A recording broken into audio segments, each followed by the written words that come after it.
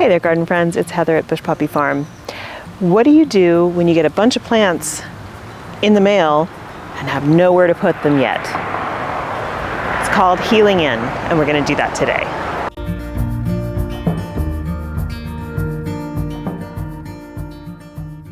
So if you watched one of my earlier videos this week, you saw that I got a shipment of fruit trees. I got 2 elderberries, 2 different varieties of elderberries, 3 more Triple Crown thornless blackberries, and 2 pink lemonade blueberries.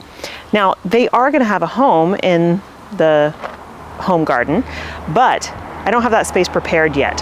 So I need to get these guys out of their nursery containers because the containers are going to be too small for them too soon, and there's not enough nutrition in there.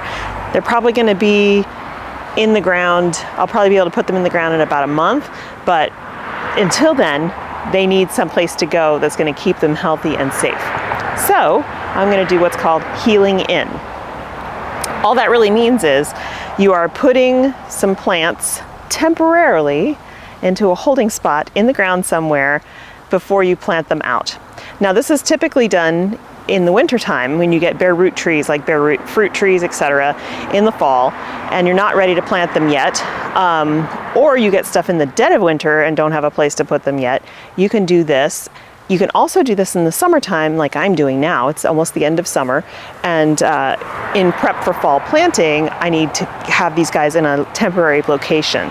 So it's very easy. You just need to have a place that has, nice, healthy soil. You can put some nutrition in it if you want to, but basically they're just going to be there for about a month. Good example here. This elderberry, this particular one is a Bob Gordon elderberry. This is a nursery pot for trees. It's very small. Plants easily get root bound in them. So these are just really for transportation. They're not meant to be a permanent holding spot. So I'm going to show you how to heal in. We're going to use this raised garden bed because right now I don't really have anything going on in it. I've got a couple of squash plants, but they're not going to be bothered by this, and they're going to come up anyway when I get ready to plant for the fall. So how do you heal in? First step is finding your right location. So if it's in the summertime, you want it to be somewhere where it's not in the blazing sun all day, because remember, these guys are just going to be in here temporarily and they're already going to suffer some transplant shock. So you want to chill out the surroundings so that they don't have too much trouble. So this bed gets some afternoon sun, but it's shaded. So like right now it is 11:20 in the morning and it's dappled shade. So this is going to be a perfect spot for these guys to hold over. If it's the winter time, you want to think about things like wind, frost, potentially snow. So depending on where you live. So you want to pick a spot that's going to shelter those plants that you're healing in throughout that season.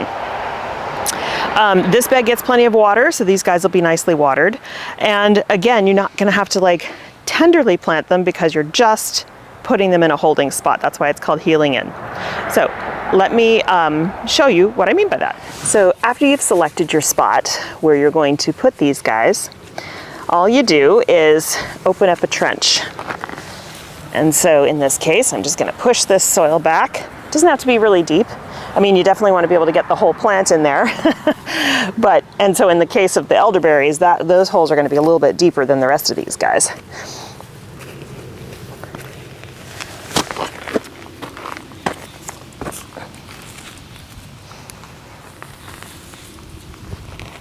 Okay, so here they are. And you'll see they're not planted great because this is not a permanent spot.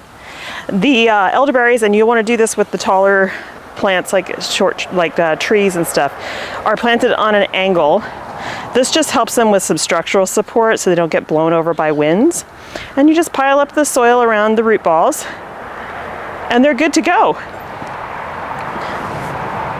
One thing I should note, I gave these guys a really good drink of water before I planted them in, so their root balls are very wet. They're going to still get irrigation here, but this kind of helps them settle in a little bit and not have so much transplant shock. So that's healing in. I hope that helps you. Definitely give it a try if you've got stuff that you're not ready to plant yet. It stays healthier and happier if it's in the ground instead of being in a pot if the ground is its permanent location. So if you have any questions about this, let me know in the comments. Thank you so much for hanging out with me today. I will see you in the next video. Bye.